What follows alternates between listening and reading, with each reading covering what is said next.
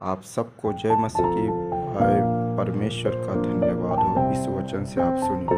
आज मैं आपके लिए प्रभु यीशु और सामरी स्त्री का घटना सुनाने के लिए जा रहा हूँ, जो आपको यूहन्ना 4:1 उसका 42 तक देखने को मिल गया।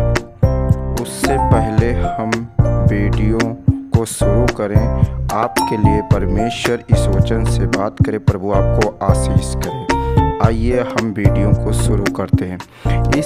यह उस समय की बात है, प्रभु यीशु जब उस गलील के पास जा रहे थे। मार्ग में एक सुखार नामक नगर, एक जगह एक कुआं था। वहाँ पर प्रभु बैठ गए, जिसे याकूब का कुआं कहा जाता है। उस समय प्रभु के चेले उसके साथ नहीं थे, वो प्रभु के चेले भोजन लेने गए। तभी दोपहर के समय एक स्त्री सामरी थी, वो कुएं पे पानी लेने आई थी।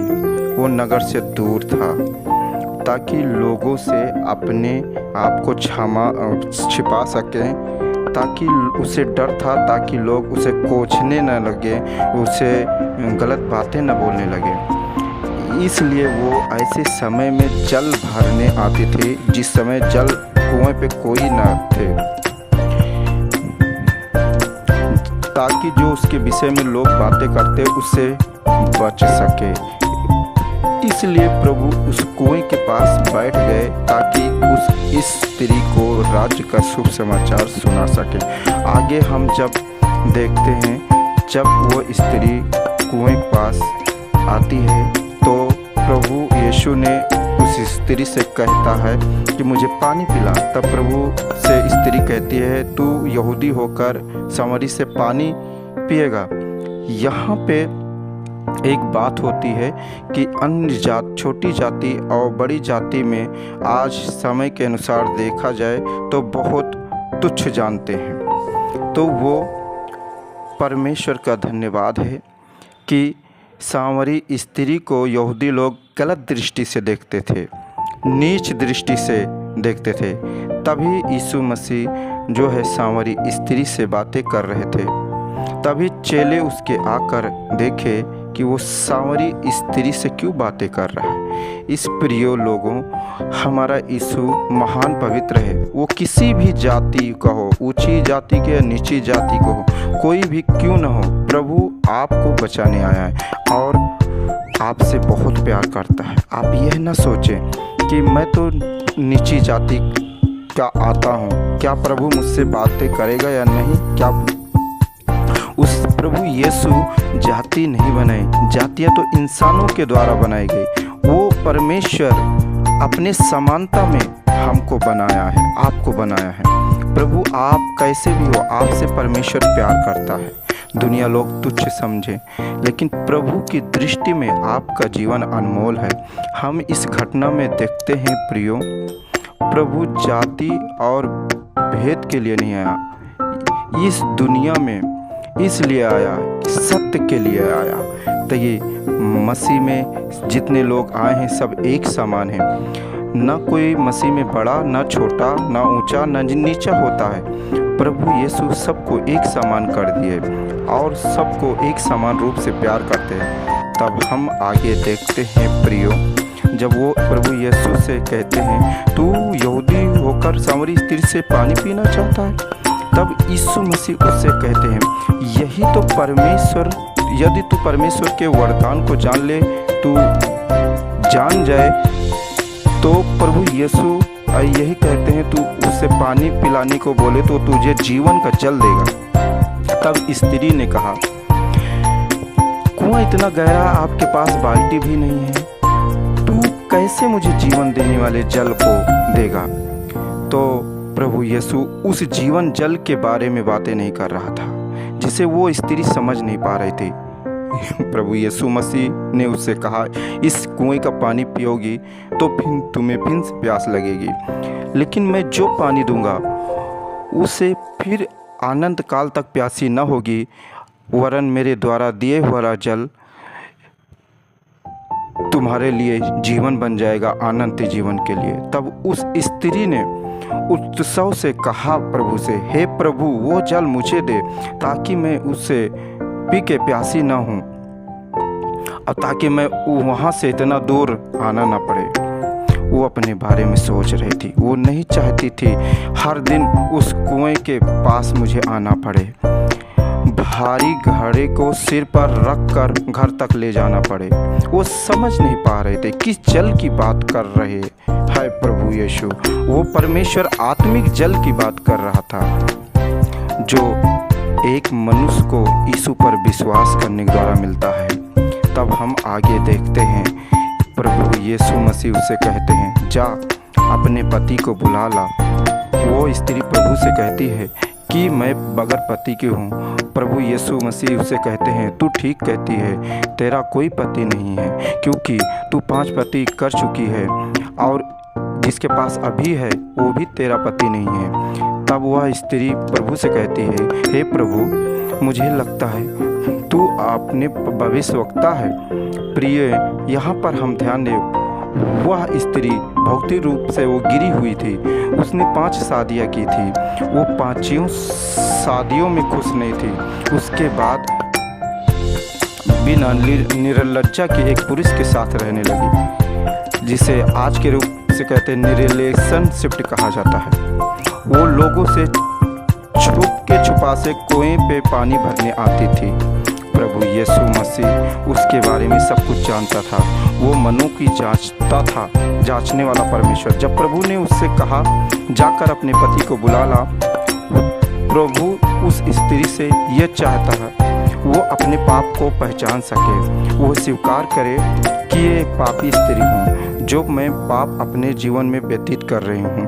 प्रभु उसकी अगुवाई कर रहा था ताकि वो अपने पाप को अपने जीवन में देख सके। उद्धार वही प्राप्त कर सकते हैं जो इस बात को स्वीकार कर सके, अपने पापों में हम खोए हुए हैं। जब प्रभु के सामने अपने पापों को मान लेते हैं, पश्चाताप के द्वारा उनका उद्धार मिलता है। आगे हम देखते हैं प्रियो, उस स्त्री प्रभु के पास आई और कहा, हमारे बाप इसी जगह पे आए, बाप दादा आराधना किए। प्रभु यीशु मसीह उससे कहते हैं, हे नारी, मेरा विश्वास कर, वो समय आता है वरन न तो इस पहाड़ पर न तो इस यरूशलेम पर आराधना करो। तू जिससे नहीं जानती उसकी आराधना करते हो, मैं जिसे जानता हूँ मैं उसकी आराधना करता हूँ। परंतु वह समय आता है वरन सच्चे भक्त की आराधना आत्मा और सच्चाई से करता है। ऐसे ही आराधना को परमेश्वर ढूंढता है जो सच्चाई मन से आराधना करते हैं। प्रियो, यहाँ पे प्रभु यीशु मसीह उस स्त्री के सामने एक घट बातें कर रहा था। हमारा परमेश्वर सच्चे आराधना को चाहता है जो हृदय मन से किया जाता है। आज के समय आराधना करते समय रोज चर्च में रहते हैं लेकिन उनका मन बाहर रहता है। प्रभु चाहता है एक मन से, आत्मा से उसकी आराधना करें। लेकिन अधिकतर चर्चों में लोगों की बॉडी प्रेजेंट रहती है परंतु उनका माइंड एब्सेंट रहता है। आप ऐसा नहीं करते। ध्यान रखें प्रियो, अधूरे मन से परमेश्वर की आराधना ग्रहण नहीं करता। परमेश्वर इसको नहीं पसंद करता। अगर यदि परमेश्वर की आराधना करते हैं, आत्मा और सच्चाई से आराधना करें, परमेश्वर की महिमा करें, सारी चिंताओं को, दुखों को भूलकर परमेश्वर पर ध्यान लगाकर आराधना करें, तब परमेश्वर आपकी आराधना को ग्रहण करेगा। आगे हम देखते हैं प्रियो को, वह स्त्री उससे कहते हैं, हम जानते हैं एक मसीह क्रिस्त आने वाला है। जब वह आएगा हमें सब बातें बता देगा। तब यीशु उससे कहते हैं, मैं जो बोल रहा हूँ वही हूँ। अर्थात यह प्रभु उस स्त्री को प्रकट करता है जिसकी तुम प्रतीक्षा कर रहे हैं वो स्वयं ही प्रभु यीशु मसीह है। तब हम आगे देखते हैं, जब प्रभु यीशु उस स्त्री से बात कर चुका, तब वो चेले आ गए प्रभु यीशु के, और यीशु के चेले सावरी स्त्री को बातें देखते हुए अचंभव किया। तब वो स्त्री सारी बातों को छोड़कर वो अपने नगर में चले गई, वहाँ पे प्रचार करने लगी। आओ हम एक मनुष्य को बताएं, वो हमारे जीवन के बारे में सब कुछ बता दिया, आओ हम सब उसके पास चलते हैं। तब नगर के लोग उसके पास आने लगे। उस नगर के बहुत लोगों ने उस स्त्री कहने की वजह से प्रभु यीशु पर विश्वास किए। इस समय यीशु के पास जो आता है वो जीवन का जल देता है। प्रभु यीशु उस स्त्री के कहने के अनुसार वहाँ पे 2 दिन रहा। बहुत सारे लोगों ने विश्वास किया। उस स्त्री से कहने लगे, हमने सुन लिया और जानते भी हैं वो जगत का उद्धार करता है। 2 दिन बाद प्रभु यीशु वहाँ से निकल के गलील के नगर पे गए। बाइबल हमें बताती है इस पूरी घटना में प्रभु यीशु मसीह के इस नगर में आना कोई इत्तेफाक नहीं था, ये प्रभु की इच्छा थी। उस स्त्री को और उस रहने वाले नगर का उद्धार हो जो अपने पापों में खोए हैं।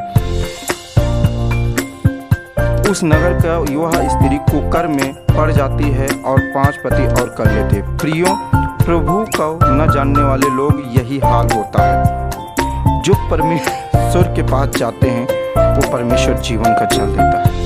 और हमारा प्रभु दयालु है, वो नहीं चाहता कि कोई भी नाश हो।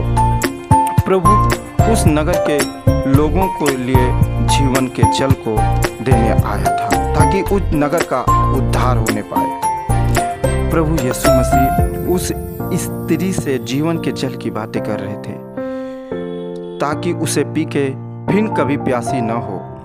वो आज भी जल हमारे लिए उपलब्ध है जो यीशु मसीह है।